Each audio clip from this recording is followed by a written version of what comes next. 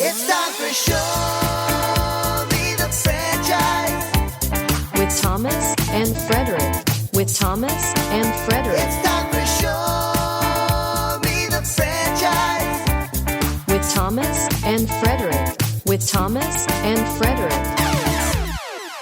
Welcome back to Show Me the Franchise, where we are talking all about Mission Impossible. On our previous part, we were talking about the first 3 movies of the franchise, and I think I said we had 4 left, but we actually have 5 more to go. Assuming you don't count parts 7 and 8 as one movie, which they no longer are, but were originally planned, and we'll get into that. But before we do, gents, I think we'll pick up where we left off last time and start talking about the 4th movie, Mission Impossible Ghost Protocol. So, development for Ghost Protocol then began in August 2009. So it's 3 years after this movie came out before they finally started coming to it. And this time they had Josh Applebaum and Andre Nemec pinned to be screenplay writers for this one, or the screenwriters for this one. I don't know why I call them screenplay writers. I'm just reading what I'm reading, y'all. They were the screen guys. They were the screen guys, but it was later rewritten by a little somebody who had something to do with the Mission Impossible series from here on out, named Christopher McQuarrie. So he did some unofficial rewrites at first, and then some official rewrites. Cruise was confirmed to return then in March 2010, after they had started kind of discussing, do we want to take this in a different direction? Is Tom Cruise our guy? But it was March 2010 that basically Abrams was like, I don't want to direct this anymore. I'll produce it. I don't want to direct it. He's like, so they go and get Brad Bird, which is kind of an interesting thing at the time, because had he directed a live action movie? Nah, I don't think he made a main one. Tomorrowland. He did Tomorrowland, right? I Yeah. think so. Yeah. But kind of an interesting, inspired choice to go for him, who it's like, you watch The Incredibles, and it's got some action. Mhm. Yeah, I'll say it. The Incredibles is a masterpiece. It's a great movie. It's a stone cold 10 out of 10. Yeah. Mhm. That's how I feel about Ratatouille as well. Well, I agree. Is that a Brad Bird joint as well? Yeah. Ratatouille, that's number 1 with a bullet. That's my number 1 with the bullet as well. I mean, was Brad Bird the secret sauce to Pixar? Yeah, maybe. Hey, some people are saying that if Brad Bird had directed Elio, that I would have heard more about it. Yeah, I would have seen it. The discourse that's coming out of Elio is going to be very interesting to follow for a little while now. It just seemed like a lot of weird decision making and things that happened behind the scenes there. Yeah. But yeah, so Bird was announced to direct the film, replacing J.J. Abrams. And then Deadline Hollywood reported that Jeremy Renner was brought in as a potential lead for future films. So they were kind of considering, which you get in this movie, that Renner is kind of being primed as like, he could be taking the reins. Yeah. And Jeremy Renner, for better or worse, is the guy that everybody wants to pass their franchise off to. They did it with Bourne. Yeah. They did it with this. What else? He's in 28 Weeks Later, if that counts. Oh, I never saw it. I feel like, yeah, he's the guy that you cast when you're like, there might be some, shifting of responsibilities in this franchise, and maybe Jeremy Renner could be our guy. Yeah. And I mean, Cruise denied this, but I don't think you watched this movie, and it's impossible not to think Jeremy Renner was kind of being brought in for this reason. Like, they're test running him, like, and maybe we can get Cruise to actually hand the baton off, right? Yeah. As soon as you get the monologue about when you find out who Jeremy Renner is, who his character is to Ethan Hunt, without Ethan Hunt's knowledge, there's some definite, like, okay, we get it. Jeremy Renner's, he's more important than we might have realized. Yeah. But all the same, bring him in. So you've got a kind of a new creative team in here. Some people are doing some stuff. So you got McQuarrie's influence here a little bit. You've got Brad Bird's influence in this a little bit.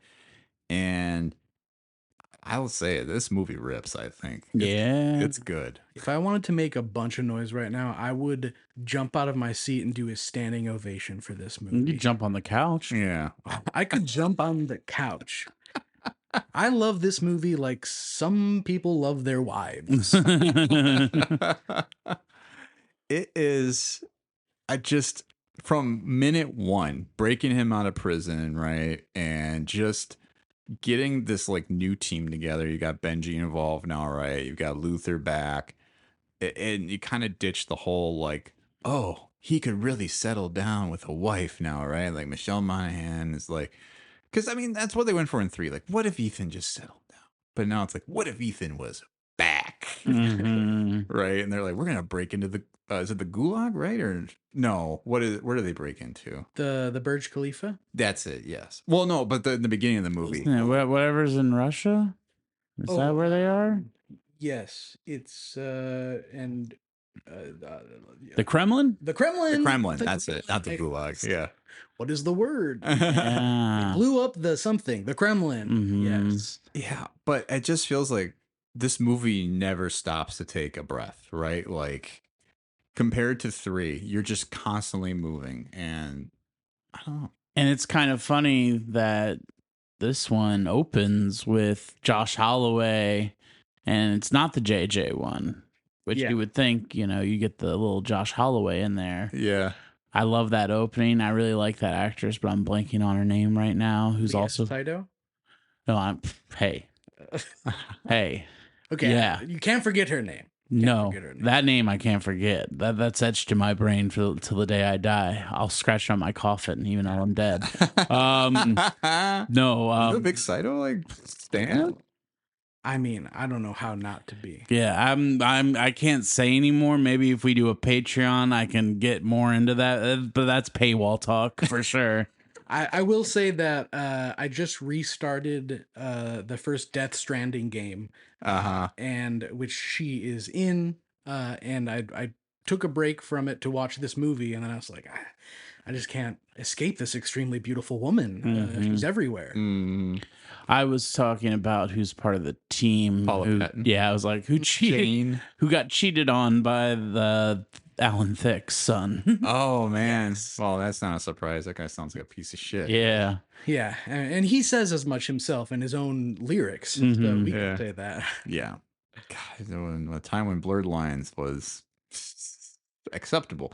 But the rest of this cast, I mean, yeah, you can't go too far. Lea Seydoux, I mean, Lea Seydoux, someone who also they wanted to push into a lot of spy franchises. They kind of wedge her into the Bond movies then too, right? With both. No, she's in Spectre, right? He's in Spectre and No Time to Die. Yeah. Yeah. No, I was like, she's not in Skyfall. That's just him chasing around with Judi Dench. Which that's some good shit, I man. love Skyfall. It's great. Yeah. It's great. I love going to an old abandoned orphanage and seeing what is going on there. Yeah, you got Alfred Finney there. Albert Finney. Yeah. You also got bad guy in this is the bad guy in John Wick, right? Or the heavy in John Wick 1, Michael Nyvist. Ah, yes. Yes. Cobalt. Yeah. Which, God, I love him in John Wick. And I was like, I recognized him right away in this. And I was like, if he had like a quarter of that charisma, this would probably be maybe not like a Philip Seymour Hoffman type character, but a more memorable villain. Which he's still good, but he's not the type of like, oh, you woke Baba Yaga, what are you doing? Yeah, he is fantastic. I feel like he ends up sort of being the proto Solomon Lane Yeah. who we see a few movies from now. But yeah, I mean, he's fantastic. He's not a guy that I would mess with. He seems like one of those guys like, you know how Christopher Lee has all those stories about like, hey, I'm a famous actor, but I've also like seen the life drain out of somebody's eyes. Yeah.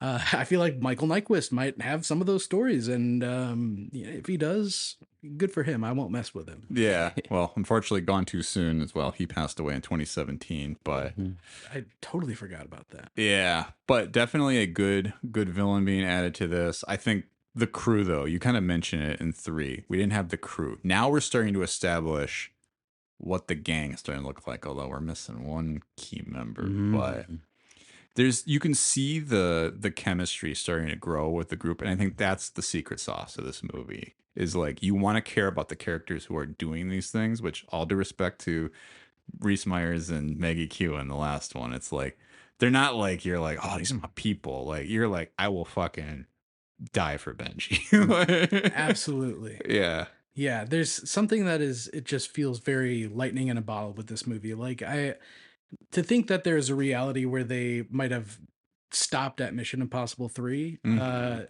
terrifies me, knowing how good this movie is. Like it's so perfect. The squad is really jiving.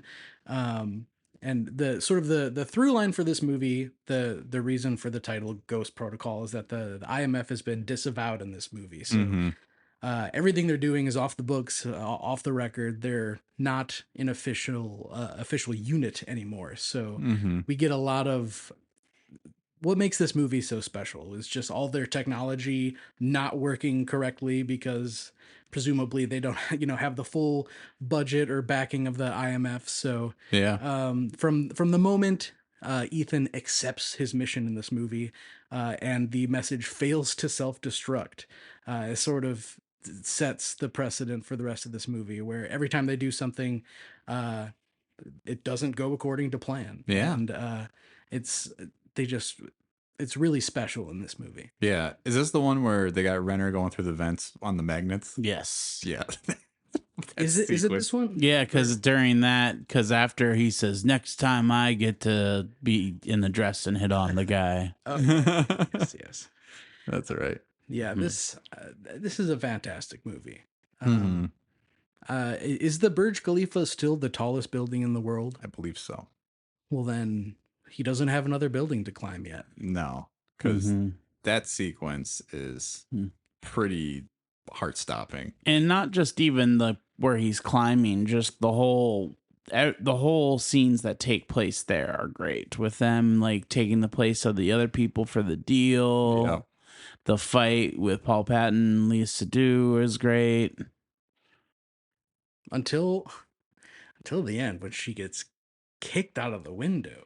Yeah. Breaks my heart. I know I'm supposed to be rooting for the good guys or whatever, but when your crush gets kicked out of the window, Yeah. It's tough. Tough break. tough stuff.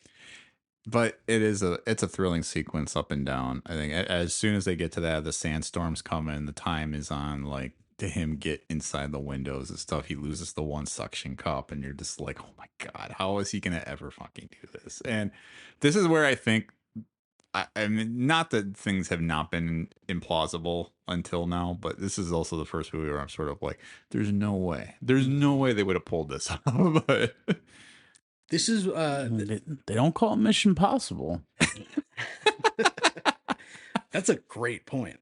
it's a very, very valid point by our director over here. Speaking of the director, though, we get this is Baldwin, right? In this one? Mm-hmm. Oh yeah. First Baldwin. Which is like the perfect fold, I think, or somebody who can be just like, oh, that Ethan, like, it's just to have the right amount of like rage, but still just like, damn it, though, you're like the classic like guy, but you're a good cop. And him being Jack Ryan, that kind of. Yeah, it's a good point too. That's a great point. Yeah. And I also love any time where, especially if it's Benji, but like Benji and Brant, Jeremy Renner's character, are sort of getting scolded by Alec Baldwin about Ethan, and they're sort of just the proxies there. They're like, we're not even that guy, and we're in trouble because of that guy. Yeah. Maybe find him and yell at him. Yeah. It's got a lot of memorable sequences, great establishment of characters, everything you would want, I think, from a movie. And yeah, I mean, this is kind of the beginning of the good years, right? It's the shot in the arm this franchise needed after 2, kind of like, what is this going to be? And suddenly it seems like, well, now we sort of know what this is. It's really big action. It's going to be kind of fun sequences. It's going to be about this team. And like, he needs a team. He needs a good team to really carry him through it, right? And I guess we should just keep pushing, because I got a feeling we're going to be feeling the time pretty soon here, if we are not already. And I'm a little afraid to look at the clock. So Don't look, Tom. I'm just going to let it ride. This is going to be a long one. So Movie came out December 16th, 2011. So they were so down on it. They were like, this got to be a December release. We're not doing May anymore. $145 million budget, though. How much did this make? 800. I'm gonna just say 500,000 million. 700 million. So you're actually pretty close there. So this is the biggest opening for this franchise yet on this movie. So they were like, good, good, good, looks great, awesome. Let's do another one. So Christopher McQuarrie, who completed uncredited rewrites for Ghost Protocol, was announced as the director for Rogue Nation in August 2013. They started production onto this, so 2 years after the fact, which is kind of a very consistent thing we're seeing. Basically, Brad Bird was like, I got other things to do. See you guys later. This was fun. I'm moving on. I'll catch you tomorrow, Land. Yeah. So they announced a year later then, or just shortly after that, Tom Cruise, Jeremy Renner, Simon Pegg, Ving Rhames were all coming back July of 2014. While the screenplay was being developed by, and I believe we have for this one, This one was McQuarrie with Drew Pearce. Drew Pearce. Thank you. I'm like, where the hell is Rogue Nation on here? Yes. So Drew Pearce, Christopher McQuarrie, basically started working on this. Pierce had the story credit. Screenplay is basically McQuarrie. It's not like kind of by himself, which is Yeah, crazy. The man he's a machine. he really is. Yeah. Early script drafts of the film, though, by Drew Pearce included a sequence that was set in the 1960s. So I mentioned they really wanted to go back, capture the spirit of the TV series. They're going to bring back the character of Dan Briggs. I don't know who that is, but they also wanted to include another actor from the series and actually reprise for the first time an actor from the TV series, which is Martin Landau. Oh. So that was kind of the whole end game with bringing this in, but Landau couldn't make it work because the plans ultimately fell through. Timing wasn't right. Story didn't feel right because they constantly are rewriting these scripts. It seems like the character that they wanted to bring back, this Dan Briggs, they basically repurposed this character to be Ilsa Faust. Ooh. Completely pivoted and went with that. I'll start with just a what if. The role was offered to Jessica Chastain, who turned it down She good. before they landed on Rebecca. They were like, Ferguson. redhead. I mean, I have nothing against Jessica Chastain, but She's great. I love Rebecca Ferguson so much in this role that it's hard to picture. But I mean, she would have nailed it for sure. But yeah, I don't know. I mean, listen, we can maybe get into some Dead Reckoning spoilers. I think you can pinpoint the moment that movie and the next movie start to just take a taper off. That would be when Ilsa exits. I agree. Yep.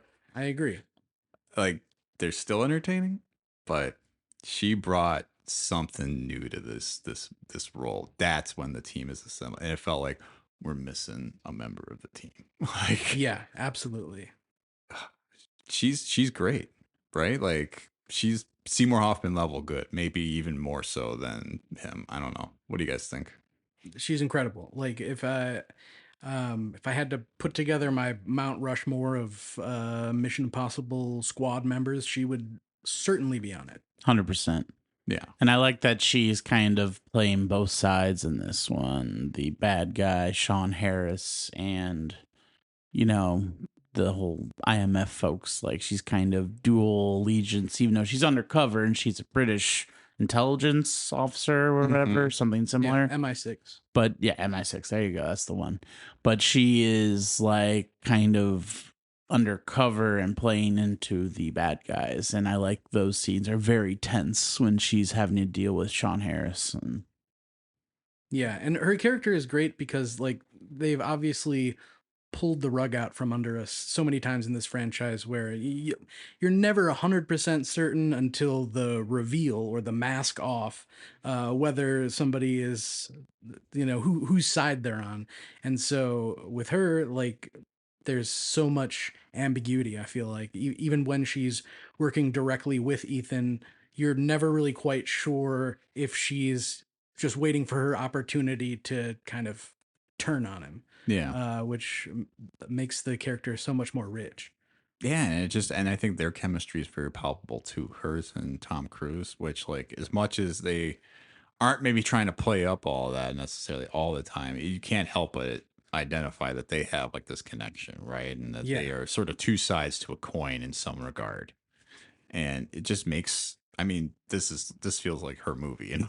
Right. Absolutely. And like it just goes to show that you can't really force that chemistry. Like you can try to give Ethan a wife or a love interest and it doesn't really shake out, but if you just have him with this adversary that you don't really know where their interests really lie, it definitely, they have more compatibility for that reason. Yeah.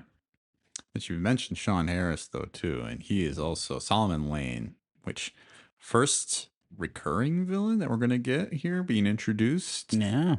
And for good reason. That guy always plays a nasty freak. Yeah, he's a creepy dude. Yeah. What else is he in? Isn't he in the Green Knights? He is in the Green But Knights. he's in like you got. I think I saw his creepy little face on the side of your phone there. Yeah.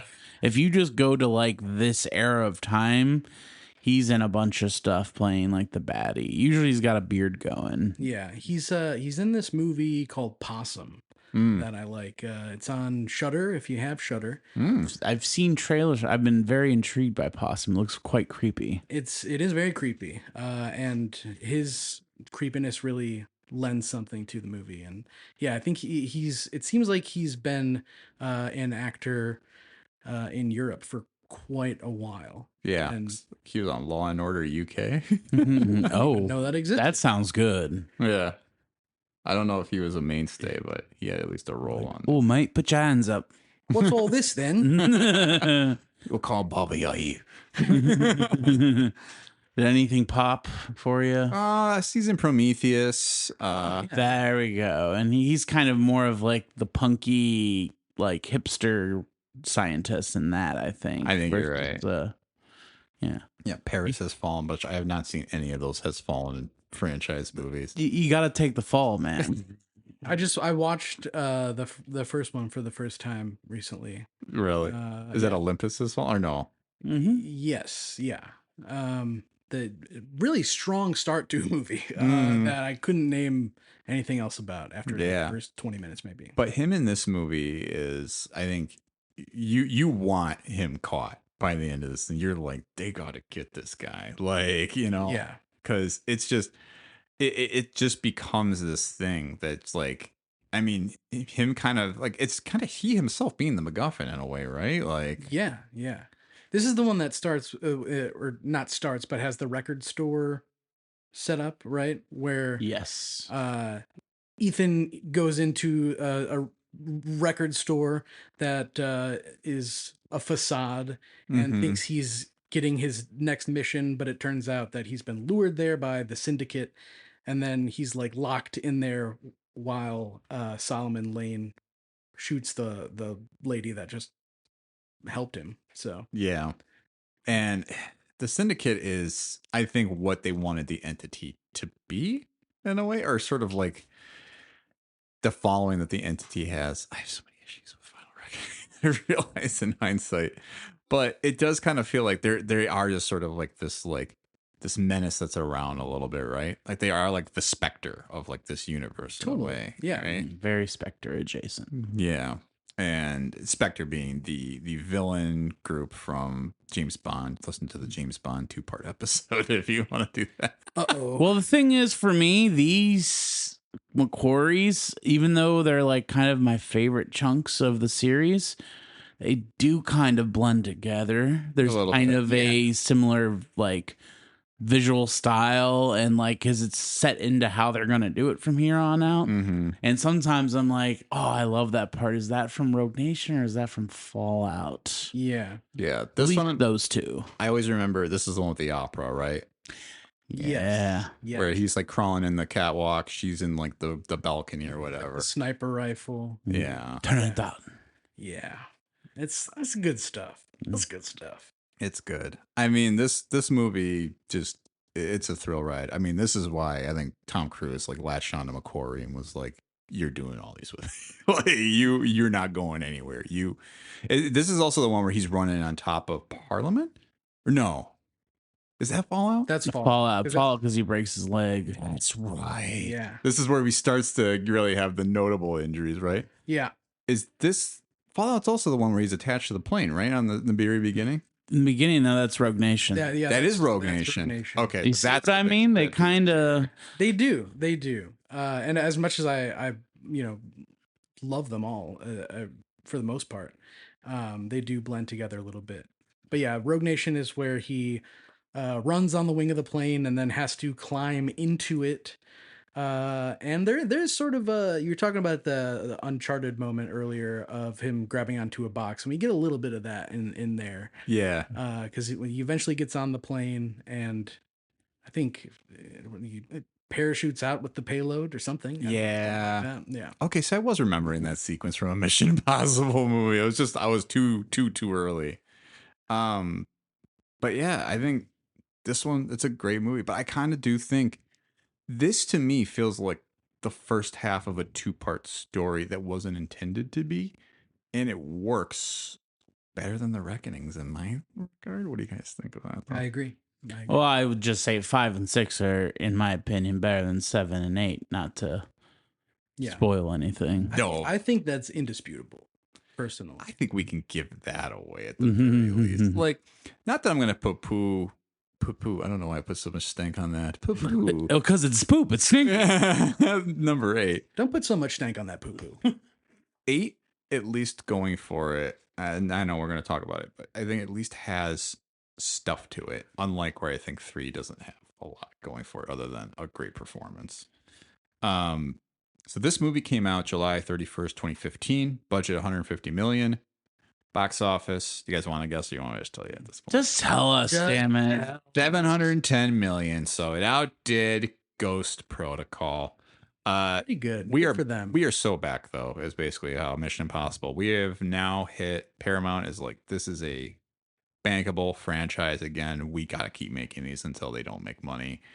And they greenlight Fallout pretty much right before Rogue Nation even comes out. So July 2015, they were like, we're going forward. We're gonna do this.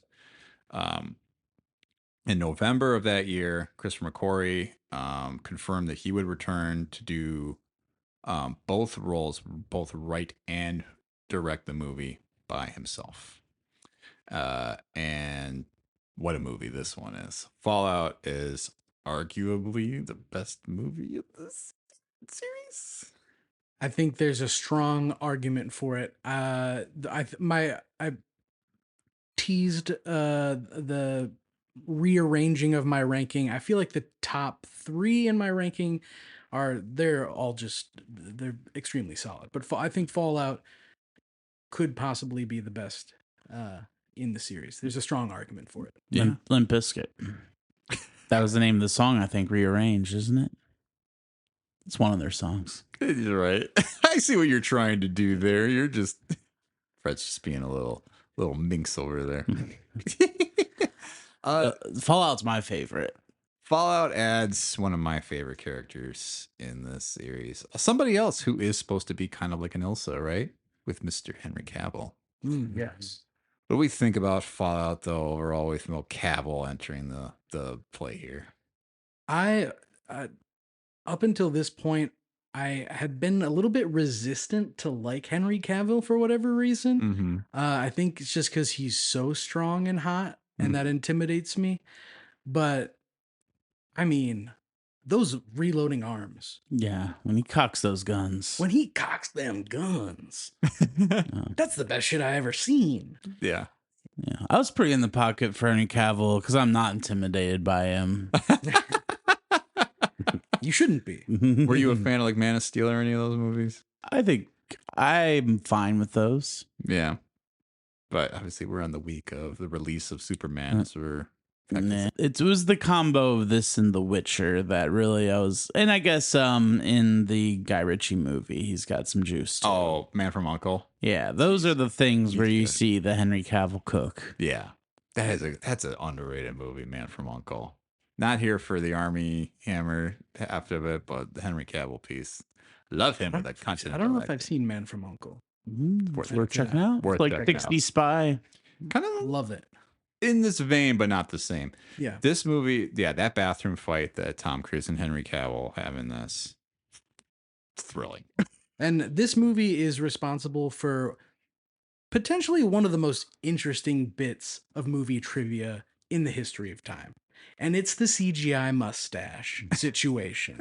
Mhm. He has a mustache in this movie. They said, we're going to do Justice League, and Superman doesn't really have a mustache. And I don't know how the conversation went down, but this is how I like to think that it went down. Fuck you. Mission Impossible Fallout's going to be the biggest shit of all time, and I'm keeping this mustache, and you can get some Pixar guy to make it go away or something. And it looks so weird. It looks really weird. Well, and the reason for that, right, this isn't even trivia for Mission Impossible at this point. This is Zack Snyder's Justice League, right? Or it was the reshoots that Josh Whedon was doing, right? Mhm. And they're like bringing back in. He's like, I filmed this movie already. Fuck off. Like, You know what? Just have Superman have a fucking sick ass porno stash. I mean, imagine. Let's all take a moment to imagine. James Gunn, make it happen. Make it happen to the sequel. What if there's a post-credit scene in the new Superman where it is revealed that he has a mustache? You know what? That's all Don't I'll put it say. past it, because that is the type of shit James Gunn would try to do, right? Totally, yeah. In fact, doesn't Corn Sweat have like some facial hair on the red carpet right now? He's got like a beard, and I'm like, oh, that guy's handsome. He is handsome. I'm excited for this. I mean, if you're playing a superhero from Iowa, Corn Sweat's a great last name. Yeah. That's pretty much the best name you could give to a superhero from a farm in Iowa. This movie makes me wish Cavill though stopped doing so much IP. I just wish he would just go and do some movies. You know, like Yeah. He's locked in with Richie now. I didn't see the Ministry of Ungentlemanly Warfare. I heard it was like a decent action movie. It's him and your guy Richardson. Yeah, Is that a real movie? that's I thought a I'd heard movie. of movies. I don't know if I've heard of that movie. It's well, Guy Ritchie, he be pooping them out.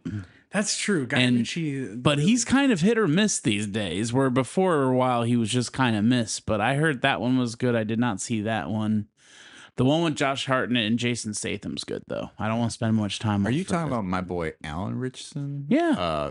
Reacher. The speaking of Reacher, because this is the segue back to this, but man, he's another great guy. Guy I love. You seen some Reacher? I watched like maybe half of the first season. Yeah. And I enjoy it. And that guy is absolutely massive. Huge. I want to see him and Henry Cavill punch each other. Just I would love that. that's what I want to see. Two huge dudes wailing on each other. I think Richardson needs to be a bulky Batman villain and fight Robert Pattinson. Little boy versus big boy. That would be a good one. Yeah. There, day one, if not early. Yeah, we were there already, but we're really there. We're really there. But yeah, because I think he is a better suited body type for Reacher than Tom Cruise was, which gets us back to Mission Impossible. So we do have the Parliament sequence in here where he's running along that, breaks his leg. Yeah, and they use the shot. Yeah. His leg shattering is in there. Yeah, he's an insane man. But this movie has some incredible action sequences. We bring back Michelle Monaghan, right? Where it's like, who could he have leverage on, right? It's like, here's his wife. Like, but yeah, I mean, I kind of hear what you're saying now. Now I'm like, is that in Rogue Nation or is that in this one? And that's a tough piece of this. And maybe it has been because I watched these all a while back too. But I guess what else really stuck out for you guys about Fallout that really made it so big for you? The Halo jump, fantastic. The helicopter chase, the whole helicopter sequence, absolutely incredible. And yeah, I mean, they did the Halo jump. They did like 100 takes, I think, over 100 takes. And at some point, I feel like Tom Cruise just wanted to do it again. He's having fun or something. I can't imagine doing that 100 times. But yeah, the only thing I have to ask Tom Cruise is, what are you doing all the way up there? That's too high in the air. But if you're gonna do it, if you're gonna jump from that high in the air, I'll watch it. Yeah, But that's too high. it's too high. I would never do it, but Anytime you're gonna adjust the aspect ratio for a big scene, I'm gonna be happy. Oh yeah. That's definitely, and that's a mark of what we see in this one, right? And then the helicopter. Oh my god, them just like riding off in that thing. Again, he's a madman. I just don't get, like, he's like got the cable attached to him, right? It's just. Don't you love when you're listening to a podcast and listening to somebody relive something they're not explaining or describing? I'm sure all of our listeners right now are like, man, you need to be there. Like, Am I the worst guest you've ever had? And feel free to out anybody else. Too early to tell. yeah. Okay. Just kidding. Well, No, give you're it not. A couple more hours. But no, I think we're seeing them take some big swings here, right? Like literally in the case of Cavill, but we're seeing them take big swings in terms of action. Like it's just a series of set pieces. It's like a Spielberg movie, right? Like that's McQuarrie's style. He wants big things that are happening one after the other, kind of in a way that Ghost Protocol sort of set up, but then it feels like Rogue Nation up the stakes, Fallout ups the stakes, right? And we keep seeing like everything get higher, and it just feels like he's uncontrollable. Did we skip over Alec Baldwin's death in Rogue Nation? No, he's in Fallout. He's in Fallout. This is where he dies, Yeah, right? he gets shot, and This is where Solomon Lee gets done. Yeah, how does that feel? oh, a little bit of turning of the Whoops. tables. But Angela Bassett is Angela a Bassett. fresh drink of water in these movies. She is. So she does take his place. You're right. Yeah, and then does become president, and I would have voted for it too. But yeah, she is incredible.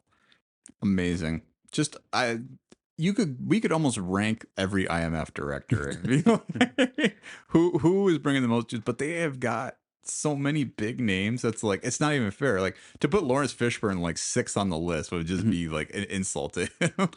It got to the point where like they just had a room of like ringers for like great people. Like they had the dude like Sherlock's brother from the BBC show. I'm trying to think what else. I just felt like towards the end, they had the guy from Princess Bride. Like, Oh yeah, they're like, we can't just have one. We gotta have like a room full of people love. Wait, from Princess Bride. Harry Elway. Harry Elwes. Oh yeah. Okay. For some reason I had like Wallace Shawn in my like you can't do that. I love to see Mission it. Inconceivable. I'm here for it. I'm here for it. That's like the Spaceballs version of this. I would love some Mandy Patinkin in Mission Impossible. Him like when he was on that show with Claire Danes. Oh, So Homeland? he's so good on Homeland. I've actually never seen it, but I know that's what he was on. You gotta watch season 1 at least. He's an incredible actor, but I've also heard kind of difficult to work with. Oh yeah, he's a handful. Yeah, like a Tommy Cruise. What do we else want to say about Fallout? I mean, I know it's like it's hard to say a lot about this movie that people haven't already said, but anything notable that we want to call out specifically? I forced my dad to see this movie, even though he had not seen a Mission Impossible since renting the second one, I think. Because I saw it in the theater and I was like, this is the best movie I've ever seen, best movie ever made. And then my dad's birthday rolled around and I didn't want to have to talk to him for that long. So I said, let's go see Mission Impossible 4. And We had a wonderful time. You had a good time? You liked it? Yeah. Nice.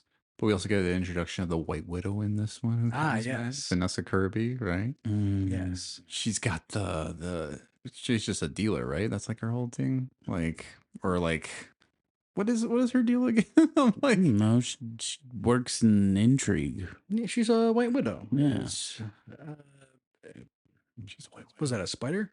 Yeah, kills husbands. She No, that's a kills Black husbands. Widow. Guys, we're- Oh, Which is funny that she's the White Widow, not the Black Widow, in advance of her entry into MCU for Final Fantasy. My God, well, First Steps, first steps. Fantastic Four, There's a lot of F's. a lot of F's. I don't give an F. She's great. Oh, yeah. She's very good in this. I think She is really good. And she has to act alongside herself for a little bit, which a little bit of Parent Trap action, always fun. Always love it. But I think this opens the door for her, though, too. I think this is a franchise that opens the door for a lot of people, but I think this was people were like, what's this again?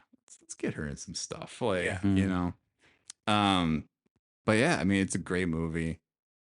They finally get Solomon Lane and finally, well, after he escapes, right? And then they tamp him down finally. That greatest with the thing filling with water was great. Oh, so cool. Yeah, with they intercept him on the bridge. Mm-hmm. I think that was the trailer moment that sometimes if you see the trailer enough times, once you see it in the movie, it's kind of lost its luster. Spoiler for Dead Reckoning, maybe. But I could watch that over and over again. For sure. This movie has like great scenes that you can just watch. Oh, yeah. This movie released July 27th, 2018. Budget 180 million, highest of the franchise so far. Box office $790 million. It was a smash. I don't know why I missed this movie in the theaters. I think it was a difficult time, but I do remember my sister having a redacted app on her TV, and we were able to watch it shortly after it came out in the theaters. So I was able to watch it because she was home after having given birth to her firstborn son. So I was there helping her out. I remember we watched this, and I was like, this movie rules. And it's cool that she gave birth, and that's probably the second coolest thing that happened to her in that period of time after seeing Mission Impossible Fallout. Yep.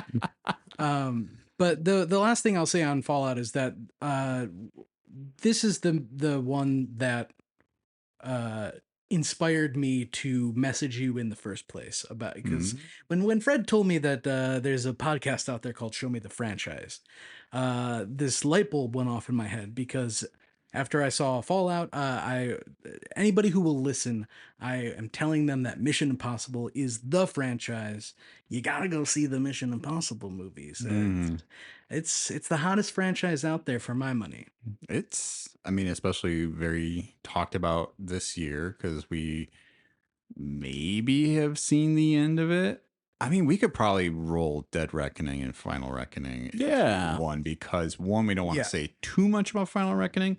Two, they were supposed to be two parts. They were meant to be filmed back to back.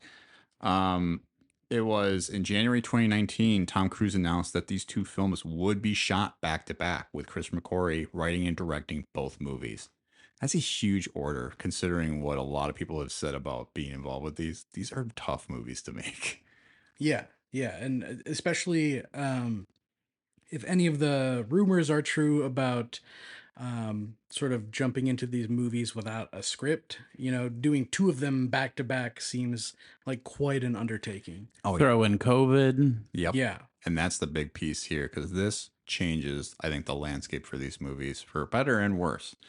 Because filming began in February 2020, but was immediately halted by the pandemic, resumed later that year, and wrapped in September 2021. So it took almost a year with all like the limitations they had in place to finish filming this movie. Here's a bit of trivia I do want to share now, because I think it's relevant to this topic, even though this really does start to get us to Show Me the Franchise. So put a pin in it. Nicholas Hoult was cast as the villain role originally, with they had announced him the same time as Henry Czerny coming back, reprising Kitteridge. Holt was cast because he tried out for Top Gun Maverick, didn't have a place for him. He was supposed to, or he tried out for Rooster, the Miles Teller part, or Goose Jr., if you will. And Cruise was like, "You are super talented, just not right for this role." And then he was like, "But what do you think about doing Mission Impossible?" So they signed him for that, but there was not a concrete story set for that movie yet. So basically, in May 2020, as things were shut down, Nicholas Holt's like, I'm stuck in England. Hey, what are you gonna do?" They basically recast him. I think his name is Isai Morales or Isai. Isai Morales would be replaced Holt as the villain in both films because of the scheduling conflicts. And they cast him because he was Available. well, yes, but he was also on Ozark, I guess, as a really good character. But yeah, they basically rechanged the story after that because Holt obviously a little bit younger, right? So that was a little bit different how they wanted to approach it. So they brought in Morales and were like, "Oh, we can tie him back to Cruz a little bit more because they're about the same age. We can kind of build a story around that." But it was similarly that after Holt's departure and they started to explore these possibilities with Tom Cruise being tied to Morales like in the past, that they brought up the concept of the Entity. What do we think about the Entity? I think the Entity's cool. I'm pro Entity. Not like I don't like its positions or anything or its politics, but I like it as like the villain. I think it's spooky. Yeah. I think they do some interesting stuff with it, but I'm not all in on the Entity. Two different positions here. I kind of think I'm not gonna say I'm in between. I'm both siding this, but I do think the idea of the Entity is interesting, and I think I agree with you there, Michael. Like but it does maybe not resonate. I don't know. I think the problem is it's faceless, and that's what I have an issue with. But I would argue that's what the Entity wants you to think. Both of you. And see, this is why I'm afraid of the Entity just as a concept. And I mean, and there is definitely something to the fact that it's not like a tangible thing necessarily. But I mean, it's not unrealistic, I guess. Like, I don't know. We're living in an era where AI is literally just like feels like a wave of like unstoppable force coming at us here, right? Yeah, It's probably going to manipulate how we even say things on this episode. We love you, AI. We love you, the Entity. All hail the Entity. We love you, and you're even hotter than Henry Cavill. Yeah, and we wish we had you when we were going to school. Yeah, absolutely. I do think that's the biggest. I think the biggest departure point in some of this movies is that it feels like we're constantly stuck between this is what the Entity wants, this is the surprise, this that we're trying to pull on the audience, and you're sort of like, so is it all predestined by the Entity? Does it just know them well enough that it's doing this? I think that's where I struggled between Dead Reckoning and the Final Reckoning. I'm like, I kind of just love the idea of them being on a whim and being like, we're improvising here. We're outthinking the Entity because we're smart, and we don't have plans that ever go to fruition. So I don't know. What do you guys think about these movies in general, though? Treating them as one, even though they are two. I don't know if this is controversial, but I prefer the Final Reckoning to Dead Reckoning. Really? Yes. I would say that's maybe slightly controversial, but go off, King. I'm not caught up on Blank Check, but I heard they're not fans. So I might have some beef with the boys. But no, They don't know everything. That's not true. That's not true. We're not playing a box office game.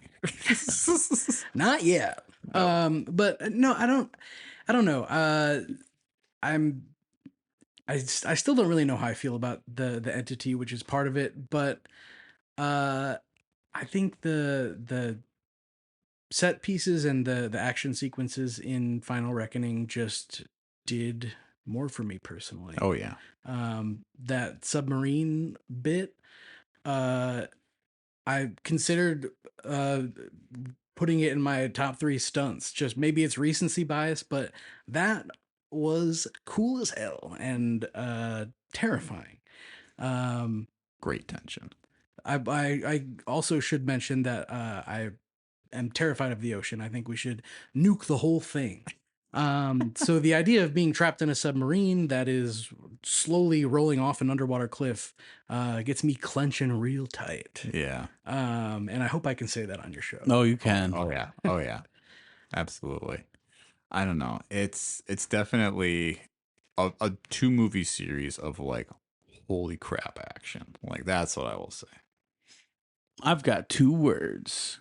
Green gas. I love that green gas in the Dead Reckoning. The green gas is cool. I love the green gas. Mm-hmm. And I love anytime the entity is like manipulating their communications, like to make you think that Benji is telling you to jump off a cliff or something. Yeah. But then it's actually the entity. Yeah. And Gabriel is great. I mean, he's a scary guy. I like his performance.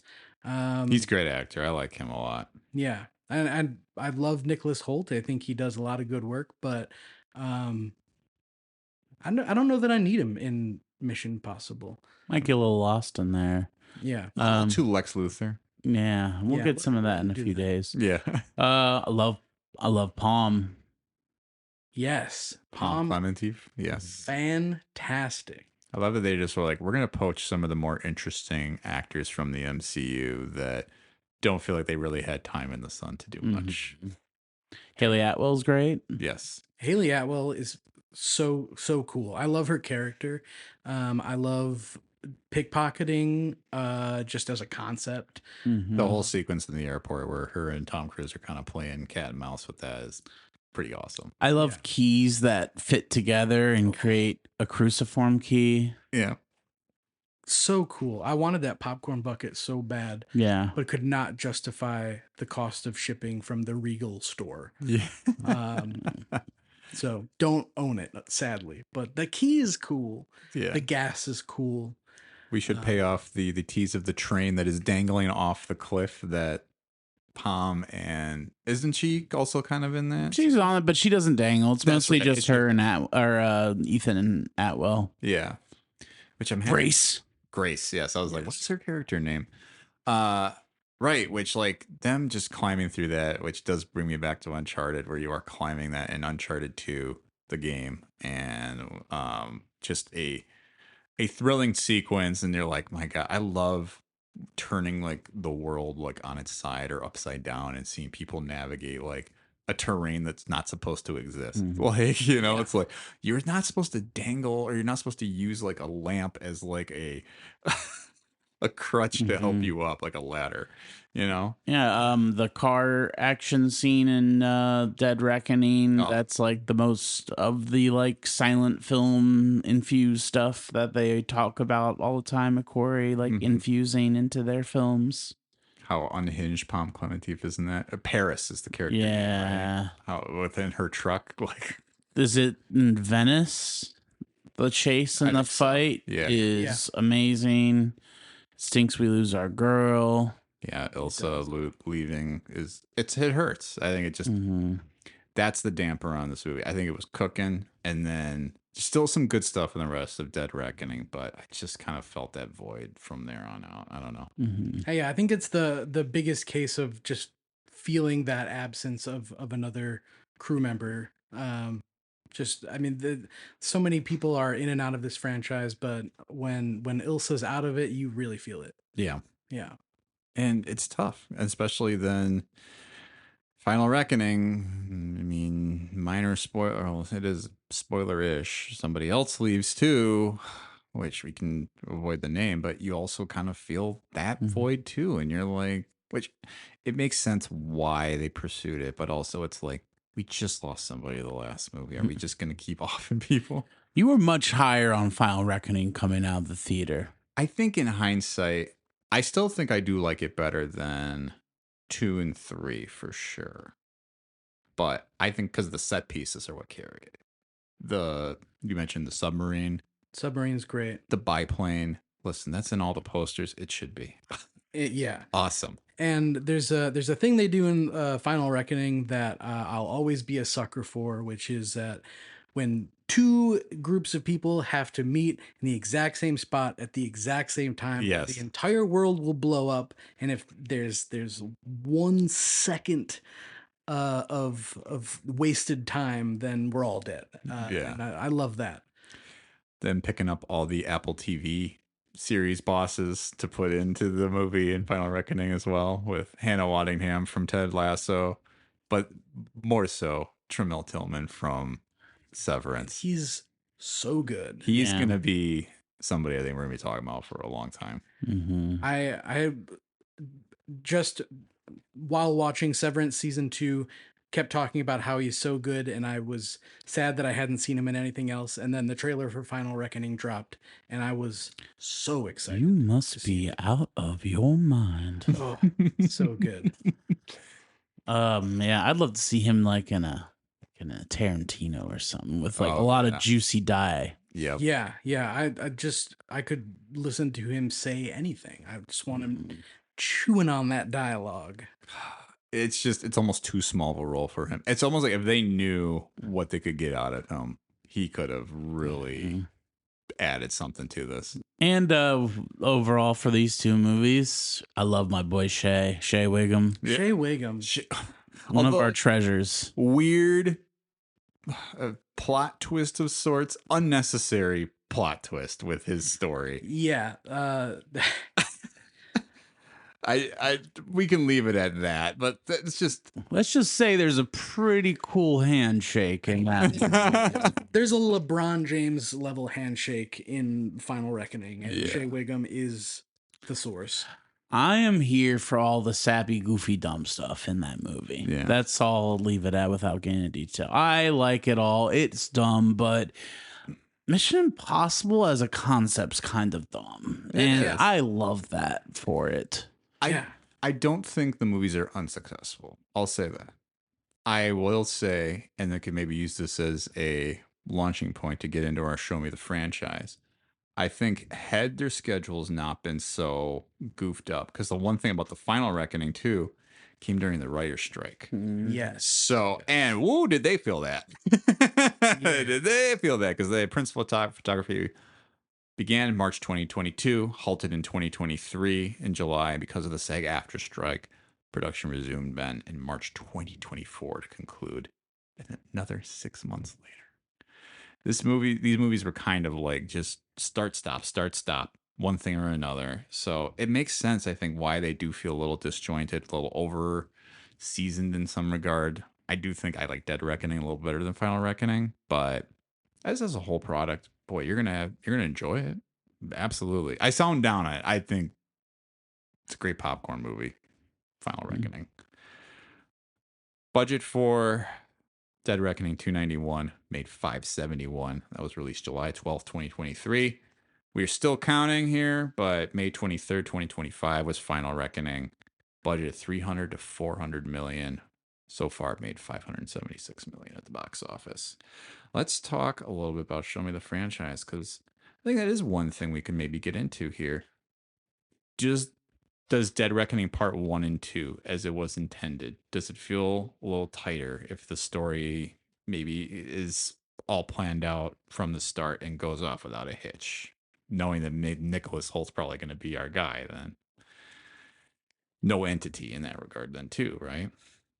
I mean, it's hard to say because a lot of things were thrown at them in the process of making both of those movies, and some things that could have ended movie making forever, like the pandemic and replacing all of the writers out there with robots and all that stuff.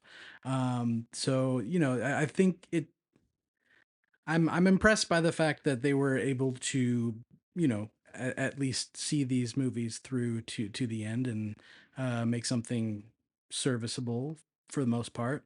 Um, but it's I don't really know what it looks like without COVID and all of that stuff Yeah, getting caught up in the mix. It's hard to say. it's a good point. What do you think, Fred? Yeah, I mean, it's hard to tell, but yeah, if COVID didn't happen, it's probably a better movie. Yeah, it's a different movie. The whole thing is just a different looking thing. Mhm. Maybe if people paid writers fairly, it'd be a better movie. Yeah, yeah. That's a great point as well. And I think you feel it in that maybe this was the one time. I think the writing did show its face a little bit. That's maybe my one issue with Final Reckoning. And I think that's maybe a testament to why the writer's strike mattered, was that paying writers fair wages, paying anyone fair wages who is working in any industry is obviously an important thing. But Yeah. it shows when you can't just be all action sequences. Yes, it's fun to watch. All the action sequences are great. They're well choreographed. These guys can do this stuff. It feels like in their sleep, like Cruise and McQuarrie just planning out a sequence and making it work because you know it's Tom Cruise out there fucking an inch away from death if he does something wrong, right? Or something goes wrong. But at the same end, yeah, I still think they work just, I don't know. I can't help but feel like you get this high off Fallout and it just sort of feels like, did we ever fulfill this same promise? I don't know.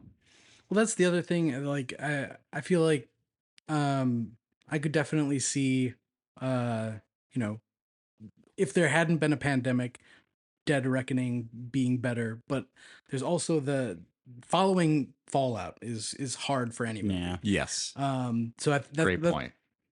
also part of what I feel like I would have been, not quite as high on Dead Reckoning as I was Fallout either way. But I could see it being a better movie if they didn't have to stop Yeah. in the middle of it. So No, I think that's for sure. I think it's just, yeah, it's a tall task to pass, right? It's like, how do you, again, to pick up on another franchise? I know you mentioned Fast and Furious earlier, Fred, but I can't help but feel like, have we just always been chasing Empire Strikes Back in regard to Star Wars, right? Like, and it just feels like Return of the Jedi. I like that movie quite a bit. I obviously have the posters to prove it in here, which are inherited from someone else. But um Return of the Jedi is not Empire Strikes Back. It couldn't be, almost no matter how successful it was, you know? Like when you have a totemic movie, and especially in a franchise like Fallout, it's just impossible to follow up. I think sometimes, like, it's a mission impossible, you might say.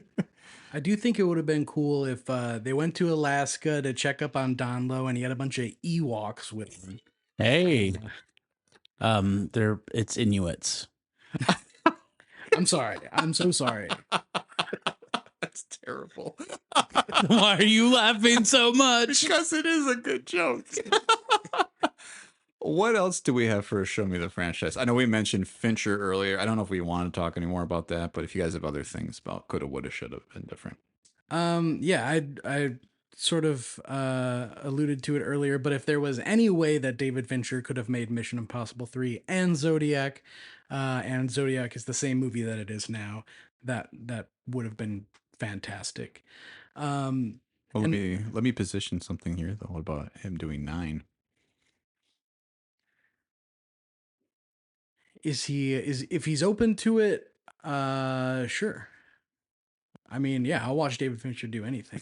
Yeah, Honestly. that's where I'm at, and that would be what would get me into it. Because I'm, as much as I love these movies, I am fine if that's where we left it and we had a good time and there was a lot of movies. They're rewatchable.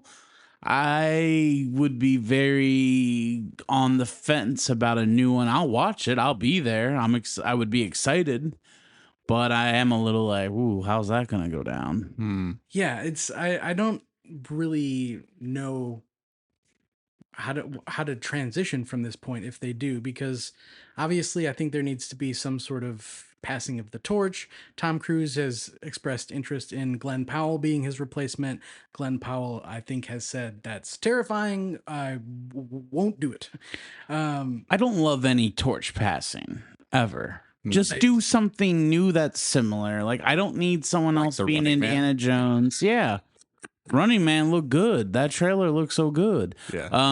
But I don't need more Mission Impossible past Tom Cruise. You Yeah. can make a new show called like The Hard Job, and it's got Glenn Powell in it, and it's like, hey, this is kind of like Mission Impossible. That sounds good, but I don't need more IMF, especially with certain things happening in the last one. Like whatever. I don't care. Yeah. Yeah, and I think I don't know if there is a person that you could pass the torch to, because it wouldn't be the same thing. It would just be a pale imitation. Right. So, yeah. I think the one other thing that I was thinking about was that as much as I love the McQuarrie movies, I think it would have been interesting if they had kept like the rotating director thing going. I mean, obviously, we mentioned they kind of bleed together a little bit. It is interesting to see different directors' takes on the movies, and I think McQuarrie did a great job. But it might have been interesting if we had switched up a little bit.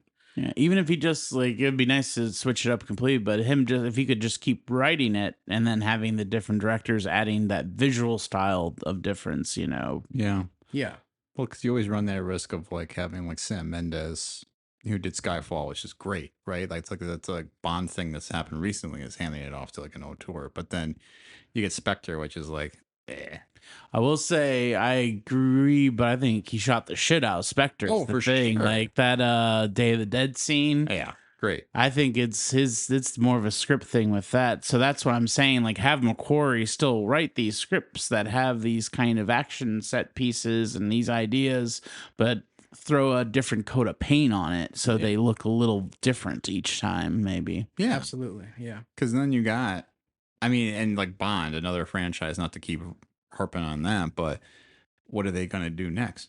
Bringing in Denis Villeneuve. Like, okay, now we're cooking. Like, if you want a new take and you want to refresh a franchise, which is something you could do with 9 for Mission Impossible, you bring in somebody who's just made arguably like 2 of the best sci-fi movies ever, right? Like, the Dune movies are great. I'm super excited for that, but like, I'm not. I don't even know who the guy is, short of Chris Nolan. But is he going to do a Mission Impossible? Mhm. That'd be fucking bonkers.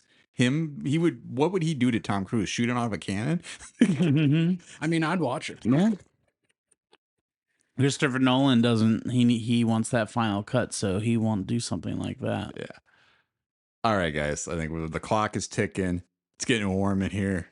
Let's talk about some power rankings, huh? How about it? Yeah. I want to know, what are your top 3 stunts? We can make it quick. I mean, I think we've talked about some of these already, but if you got one that we haven't talked about, I want to hear about it. Mike, would you do us the honors? We didn't talk about the underwater infiltration that much. That's definitely up there. Is that Rogue Nation? Yeah. Incredible stuff. He held his breath for forever. Very cool. It's awesome how he's just like dropped into the top of this giant whirlpool that has a data center at the bottom of it for whatever reason. He's got to keep the data cool and stuff. It's like coaxium. Yeah, it's like coaxium. The temperature is important. Mm-hmm. Incredible scene. And I love that Rebecca Ferguson has to bail him out at the end of it all. Great stuff there. The helicopter chase from Fallout and the Halo jump. I could really go either way on those. And then the Burj Khalifa for me is number 1. I mean, just and as Fred mentioned, just it's not just the stunt part of it, it's the whole heist that they're pulling off as a team. It's the most thrilling thing I've ever seen. Yeah. It rules. It's so good. Those are fantastic picks. I love it. You want me to go next? You want? No, I can go. In no particular order. I'll piggyback the Burj Khalifa. That's in my top 3. I am gonna get a little weird because it's all stunts, but I'm going to pick things like I think the fighting set piece and just the whole opera scene in Rogue Nation, and then I'm gonna say also the bathroom scene in Fallout. Not your Yeah. typical hanging from something stunt, but the fight choreography and how brutal that is. I love it. It was like the opening. What if the opening of Casino Royale was like a big action set? Yeah.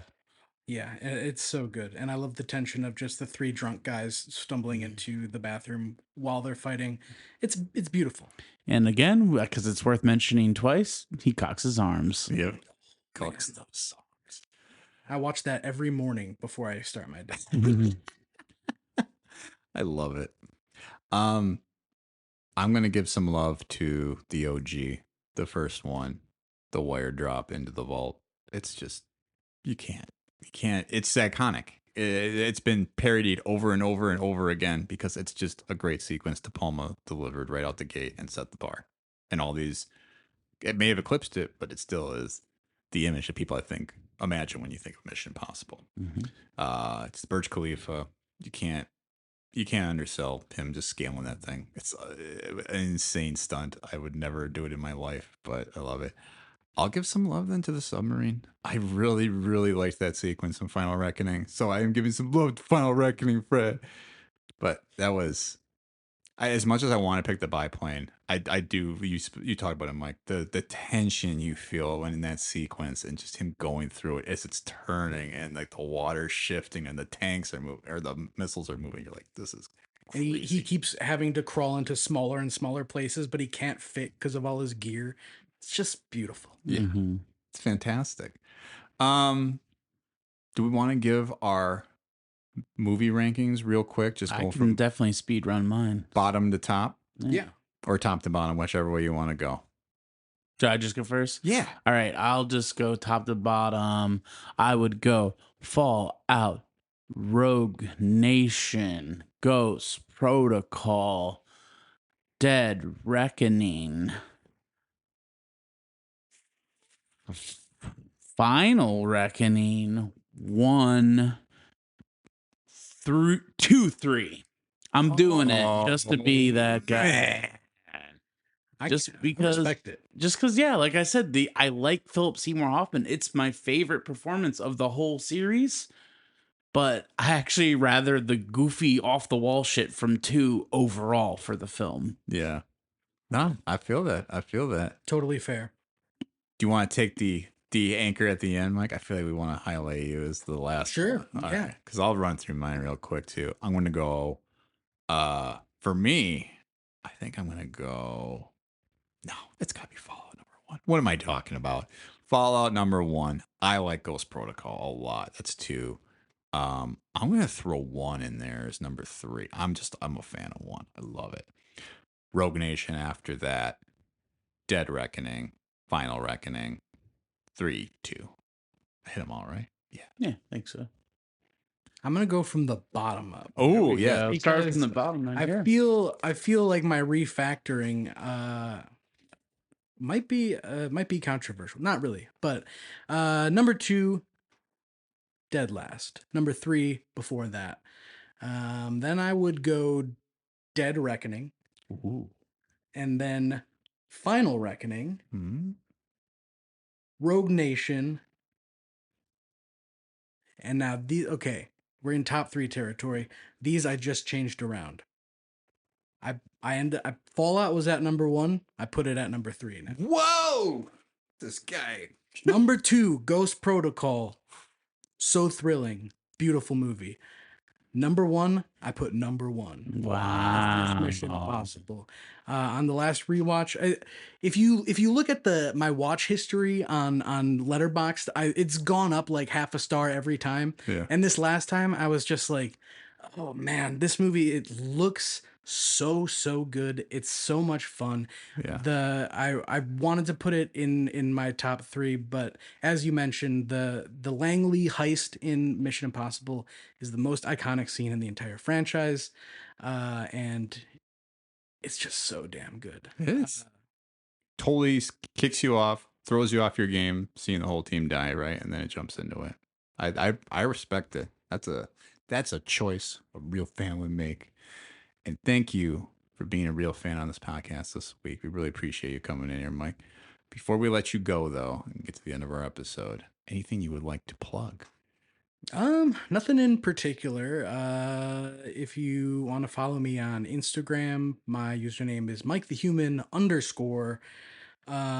And you could DM me and yell at me for whatever I said on this episode.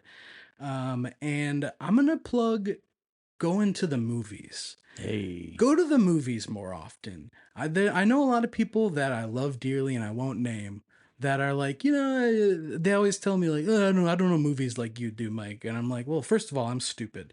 Second of all, just go see movies. Just go see movies. See more movies. That's what I'm plugging. I respect it. You're in good company here. Sounds like a good plan, though. Go to the movies. Fred? I'm just going to plug a little show happening at the end of August. 8/29. You can see me open a show with Fractal. And who's headlining that night? Do you know, Tom? Do you know who's headlining that? I believe you're referring to the Father Figures, who is our group. But Yeah. they haven't been together for years. No, they have not. We are coming back. Father Figures having a reunion show at the end of August. Fred mentioned it. August 29th, the Interchange Theater with Fractal opening. Very exciting news. Happy to be getting back on the stage for the first time in a while. So, well, how rusty will we be? Who knows? You won't even notice. It'll be a great time. I hope you see you guys there. We'll probably provide more details. Oh, yeah. We'll be lead up. plugging. We'll be plugging, but we'll give everyone a heads up right now. I sure hope Alec Baldwin doesn't show up to tell you that Father Figures has actually been disbanded. Oh no. Where's our ghost protocol now? So yeah, stay tuned for more news on that. I'm going to plug the podcast real quick. You can rate and review this episode if you enjoyed it. Find us on Facebook, Instagram, Threads, Blue Sky, and YouTube. Join our Patreon for $1 a month. You can get exclusive content, one bonus episode per month. It's coming up. We're going to be doing Mario Kart. Yeah, it's going to be something. Fred's still got to try my Switch 2 version. Yeah, we got some races coming up. Special thanks to Nick Spitza and Mike Schwantz for opening and closing theme songs. And stay tuned for our next main feed episode, which I believe we've decided is College Pro Painters. Yep. Is that you huffing paint? No, that's me just huffing exasperation. Yes. Stay tuned. We'll have a member of Father Figures, I believe, joining us for that one. And thank you again, Mike, for being here for this Mission Impossible episode that probably set our time record here.